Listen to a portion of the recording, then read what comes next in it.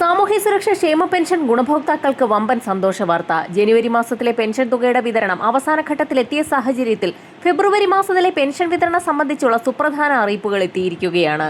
November മാസത്തിലായിരുന്നു pension ഗുണഭോക്താക്കൾക്ക് pension തുകയിൽ വർധനവ് വരുത്തി 2000 രൂപയിലേക്ക് പെൻഷൻ എത്തിച്ചത്.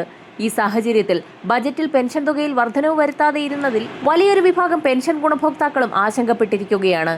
ഈ സാഹചര്യത്തിലാണ് വരാൻ പോകുന്ന നിയമസഭാ തെരഞ്ഞെടുപ്പിന് മുന്നോടിയായി പെൻഷൻ തുകയിൽ 300 മുതൽ 500 രൂപയുടെ വരെ വർധനവുണ്ടാകുമെന്ന് ഏറ്റവും പുതിയ സന്തോഷ വാർത്ത എത്തിയിരിക്കുന്നത്. കേന്ദ്രം വിഹിതം വെട്ടിക്കുറച്ച സാഹചര്യത്തിലാണ് പെൻഷൻ തുകയിൽ വർധനവ് വരുത്താൻ സാധിക്കാതെ പോയതെന്നാണ് പൊതുവെയുള്ള വിലയിരുത്തൽ. കേന്ദ്ര ബജറ്റിൽ കേരളത്തിന് കൂടുതൽ ആനുകൂല്യങ്ങൾ ലഭ്യമാകുന്ന സാഹചര്യത്തിൽ കുടിശ്ശികയടക്കമുള്ള ആനുകൂല്യ വിതരണം വീണ്ടും സംസ്ഥാനത്ത് നാളെ മുതൽ ആരംഭിക്കും. പെൻഷൻ തുകയിൽ വലിയൊരു വർധനവ് വരുത്തുമ്പോൾ ഏറ്റവും അർഹതപ്പെട്ട ഗുണഭോക്താക്കളിലേക്ക് മാത്രം പെൻഷൻ തുക എത്തിച്ചേരുന്ന രീതിയിലാണ് വിതരണം പുനഃക്രമീകരിച്ചിരിക്കുന്നത്.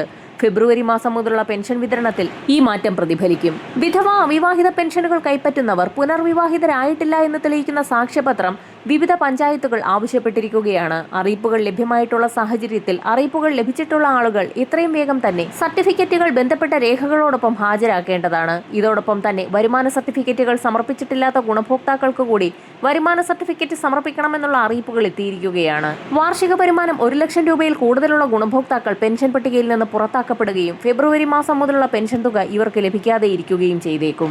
അനർഹമായി കൈപ്പറ്റിയ പെൻഷൻ തുക 18% പിഴപ്പലിശയോടുകൂടി തിരികെ അടക്കേണ്ടിയും വരും. ഇതിനുള്ള നടപടികളും സംസ്ഥാനത്ത് വിവിധ ജില്ലകളിൽ ആരംഭിച്ചു കഴിഞ്ഞു. ഇന്ദിരാഗാന്ധി ദേശീയ വാർദ്ധക്യകാല പെൻഷൻ, വിധവാ പെൻഷൻ, ഭിന്നശേഷി പെൻഷനുകളിൽ 8 ലക്ഷത്തോളം വരുന്ന കേന്ദ്രവിഹിതം കൂടി ചേർത്ത് പെൻഷൻ തുക സ്വീകരിക്കുന്ന NSAP വിഭാഗത്തിൽപ്പെടുന്ന പെൻഷൻ ഗുണഭോക്താക്കൾക്ക് 200 മുതൽ 500 രൂപയുള്ള കേന്ദ്രവിഹിതം നാളെ മുതൽ ആധാരധിഷ്ഠിത ബാങ്ക് അക്കൗണ്ടുകളിലേക്ക് എത്തിച്ചേർന്നു തുടങ്ങും. പെൻഷൻ വർധന ബജറ്റിന് പുറമെ പ്രഖ്യാപിക്കുമെന്നും ധനമന്ത്രി സൂചന നൽകിയിരിക്കുകയാണ്.